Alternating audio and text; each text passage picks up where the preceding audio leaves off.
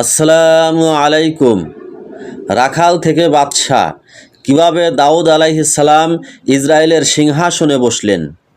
একজন সাধারণ রাখাল কিভাবে হলেন এক শক্তিশালী রাজ্যের বাদশাহ।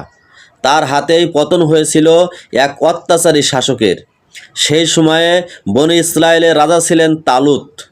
তাদের উপর চেপে বসেছিল এক ভয়ঙ্কর অত্যাচারী শাসক, যার নাম জালুত। জালুত ছিল বিশাল দেহী, আর তার সেনাবাহিনী ছিল অদম্য। তালুতের সৈন্যরা জালুতকে ভয় পেত, কেউ তার মুখোমুখি হতে সাহস পেত না। এই কঠিন সময়ে এগিয়ে এলেন এক অসীম সাহসী যুবক, হযরত দাউদ আলাইহিস সালাম। তিনি ছিলেন বাদশাহ তালুতের সেনাবাহিনীর এক সাধারণ সৈনিক। বিশাল জালুতের সামনে তিনি দাঁড়ালেন কেবল একটি পাথর হাতে নিয়ে।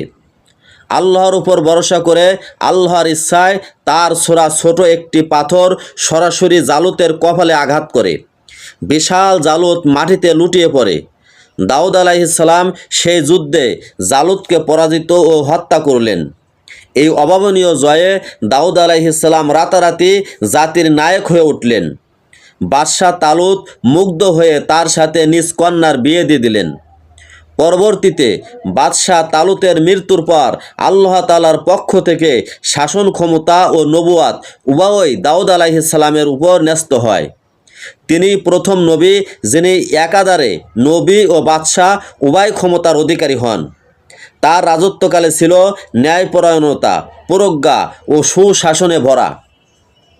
বাদশাহ হয়েও তিনি নিজ হাতে বর্ম তৈরি করে জীবিকা নির্বাহ করতেন এবং আল্লাহর ইবাদতে মশগুল থাকতেন।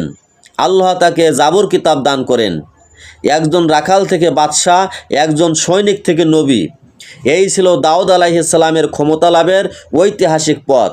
তার জীবন আমাদের শেখায়, সাহস ও আল্লাহর পথে ভরসা থাকলে সব অসম্ভবকে জয় করা যায়। মনে রাখবেন, আল্লাহ তাআলা মুহূর্তেই কাউকে রাষ্ট্রপ্রধান বানাইতে পারেন, আবার রাষ্ট্রপ্রধান থেকে লাঞ্ছিত করে আবার পথের ভিখারি বানাইতে পারেন। আবার কাউকে ভিখারি থেকে কোটিপতি বানাইতে পারেন, আবার ধনী থেকে ফকির বানাইতে পারেন। প্লিজ সাবস্ক্রাইব এবং লাইক করুন।